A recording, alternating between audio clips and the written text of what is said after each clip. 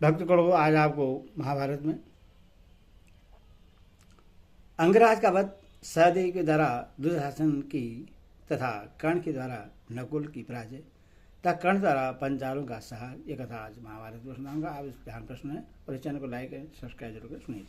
संजय कहते महाराज, आपके पुत्र की आज्ञा से बड़े बड़े हाथी सवार हाथियों के साथ ही क्रोध में भरकर धृष्ट धूमन को मार डालने की इच्छा से उसकी ओर बढ़े। पूर्व और दक्षिण देश के रहने वाले गज युद्ध में कुशल जो प्रधान वीर थे वे सभी उपस्थित थे। इनके सिवा अंग, बंग, पुंड, मगध, मेकल, कौशल, मद्र, दशाण, निषद और कलिंग देश के योद्धा भी जो हस्त युद्ध में निपुण थे वहां आए। ये सब लोग पांचालों की सेना पर बाण, तोमर और नाराजों की वर्षा करते हुए आगे बढ़े। उन्हें आते देख धृष्ट धूमन उनके हाथियों पर नाराजों की वर्षा करने लगे। प्रत्येक हाथी को उसने 10-10, 6-6 और 8-8 बाणों से मारकर घायल कर दिया। उस समय धृष्ट धूमन को हाथियों की सेना से घिर गया देख पांडव और पंचाल योद्धा तेज किए हुए अस्त्र शस्त्र लेकर गर्जना करते हुए वहां आ पहुंचे और उन हाथियों पर बाणों की बौछार करने लगे। नकुल, सहदेव, द्रौपदी के पुत्र परभद्र, सात्यकी, शिखंडी तथा चिकितान, ये सभी वीर चारों ओर से बाणों की झड़ी लगाने लगे। तब मलेच्छु ने अपने हाथियों को शत्रुओं की ओर प्रेरित किया। वे हाथी अत्यंत क्रोध में भरे हुए थे, इसीलिए रथों, घोड़ों और मनुष्य को सूंडों से खींचकर पटक देते और पैरों से दबाकर कुचल डालते थे। कितने ही योद्धाओं को उन्होंने दांतों की नोक से चीर डाला और कितनों को सूंड से लपेटकर ऊपर फेंक दिया। दांतों से कुचले हुए जो लोग जमीन पर गिरते थे उनकी सूरत बड़ी भयानक हो जाती थी। इसी समय अंगराज के हाथी का साथी के समान सामना हुआ। साथी ने भयंकर वेग वाले नारा से हाथी के मर्म स्थानों को भेद डाला। हाथी वेदना से मूर्छित होकर गिर पड़ा। अंगराज उसकी ओट में अपने शरीर को छिपाए बैठा था। अब वह हाथी से कूदना ही चाहता था कि साथी ने उसकी छाती पर भी नाराज से प्रहार किया। चोट को न संभाल सकने के कारण वह पृथ्वी पर गिर पड़ा। इसके बाद नकुल ने यमदंड के समान 3 नाराज हाथ में ली और उनके प्रहार से अंगराज को पीड़ित करके फिर 100 बाणों से उसके हाथी को भी घायल किया। तब अंगराज ने नकुल पर 108 तोमरों का प्रहार किया, किंतु उसने प्रत्येक तोमर के 3-3 टुकड़े कर डाले और एक अर्धचंद्राकार बाण मारकर उसके मस्तक को भी काट डाला। फिर तो वह मलेच्छ राज हाथी के साथ ही भूमि पर गिर पड़ा। इस प्रकार अंगदेशी राजकुमार के मारे जाने पर वहां के महावत क्रोध में भर गए और हाथियों सहित नकुल पर चढ़ाए। उनके साथ ही मेकल, उत्कल, कलिंग, निषद और ताम्रलिप्त आदि देशों के योद्धा भी नकुल को मार डालने की इच्छा से उस पर बाणों और तोमर की वर्षा करने लगे। उन सब के अस्त्रों की बौछार से नकुल को ढक गया देख पांडव, पांचाल और सुमक क्षेत्रीय बड़े क्रोध में भरकर वहां आ पहुंचे। फिर तो पांडव पक्ष के रथी वीरों का उन हाथियों के साथ घोर युद्ध होने लगा। उन्होंने बाणों की झड़ी लगा दी और 1000 तोमरों का वार किया। उनकी मार से हाथियों के कुंभ स्थल फूट गए, मर्म स्थानों में घाव हो गया, दांत टूट गए और उनकी सारी सजावट बिगड़ गई। उनमें से 8 बड़े बड़े गजराजों को सहदेव ने 64 बाण मारे। जिनकी चोट से पीड़ित हो वे हाथी अपने सवारों से गिरकर मर गए। महाराज सहदेव जब क्रोध में भरकर आपकी सेना को भस्मसात कर रहा था, उसी समय दुशासन उसके मुकाबले में आ गया। आते ही उसने सहदेव की छाती में 3 बाण मारे। तब सहदेव ने 70 नाराजों से दुशासन को तथा 3 से उसके सारथी को बींध डाला। यह देख दुशासन ने सहदेव को धनुष काटकर उसकी छाती और भुजाओं में 73 बाण मारे। अब तो सहदेव के क्रोध की सीमा न रही। उसने बड़ी फुर्ती से दुशासन के रथ पर तलवार का वार किया। वह तलवार परिचर्चा सहित उसके धनुष को काटकर जमीन पर गिर पड़ी। फिर सहदेव ने दूसरा धनुष लेकर दुशासन पर प्राणघातकारी बाण छोड़ा, किंतु उसने तीखी धार वाली तलवार से उसके 2 टुकड़े कर डाले और सहदेव को घायल करके उसके सारथी को भी 9 बाण मारे। इससे सहदेव का क्रोध बहुत बढ़ गया और उसने काल के समान विकराल बाण हाथ में लेकर उससे आपके पुत्र पर चला दिया। वह बाण दुशासन का कवच छेद कर शरीर को विदीर्ण करता हुआ जमीन में घुस गया। इससे आपका पुत्र बेहोश हो गया।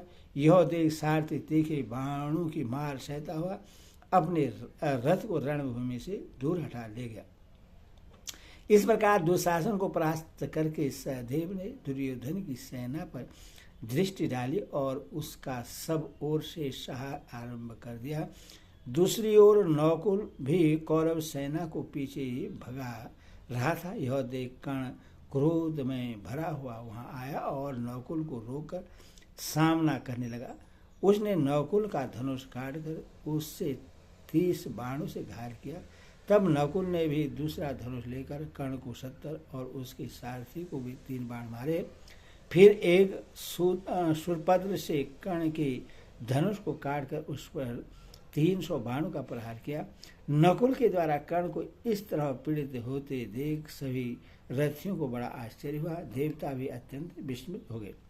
तदनंतर कर्ण ने दूसरा धनुष उठाया और नकुल के गले की हंसली पर 5 बाण मारे।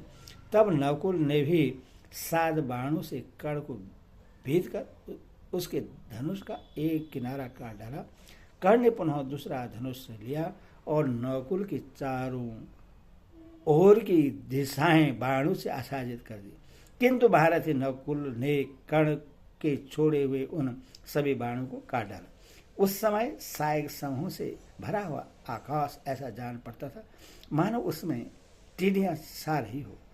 उन दोनों के बाणों से आकाश का मार्ग रुक गया था। अंतरिक्ष की कोई भी वस्तु उस समय जमीन पर नहीं पड़ती थी।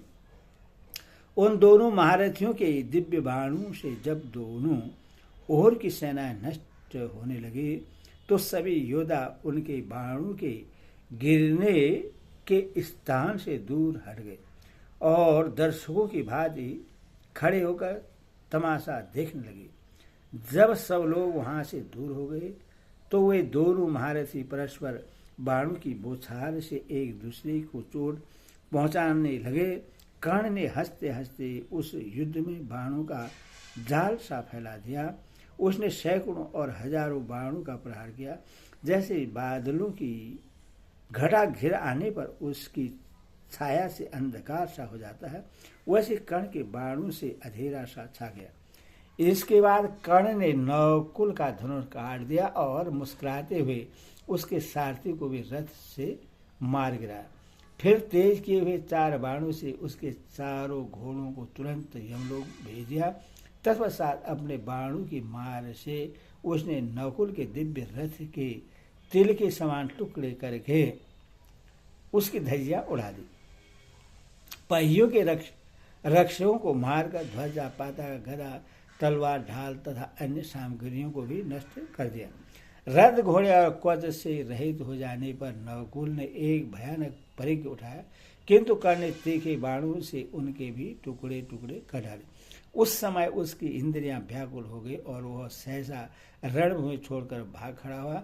कर्ण ने हंसते हंसते उसका पीछा किया और उसके गले में अपना धनुष डाल दिया। फिर वह कहने लगा, पांडुनंदन, अब बलवानों के साथ युद्ध करने का साहस न करना।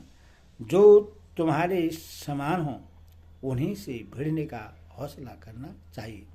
माद्री कुमार, हार गई तो क्या हुआ, लज्जाओ मत, जाओ घर में जाकर छिप रहो अथवा जहाँ श्री कृष्ण तथा अर्जुन हो वहीं चले जाओ। यह कहकर कर्ण ने नकुल को छोड़ दिया। यद्यपि उस समय कर्ण के लिए नकुल को मारना सहज था, तो भी कुंती को दिए हुए वचन को याद करके उसने उसे जीवित ही छोड़ दिया, क्योंकि कर्ण धर्म का ज्ञाता था। नकुल को इस पराजय से बड़ा दुख हुआ। वह वास लेता हुआ अत्यंत संकोच के साथ जाकर युधिष्ठिर के रथ पर बैठ गया। इतने में सूर्यदेव आकाश के मध्य भाग में आ गए। उस दोपहरी में सूतपुत्र कर्ण चारों ओर चक्र के समान घूमता हुआ पंचालों का सार करने लगा। शत्रुओं के रथ टूट गए, ध्वजा पताकाएं कट गई, घोड़े और सारथी मारे गए और बहुतों के रथ के धुरे खंडित हो गए। कुछ ही देर में पांचाल सेना के रथी भागते देखे गए। हाथियों के शरीर खून से लथपथ हो गए। वे उन्मत्त की भांति इधर उधर भागने लगे। ऐसा जान पड़ता था मानो वे किसी बड़े भारी जंगल में जाकर दानव दवानल से दग्ध हो गए हैं। उस समय हमें सब ओर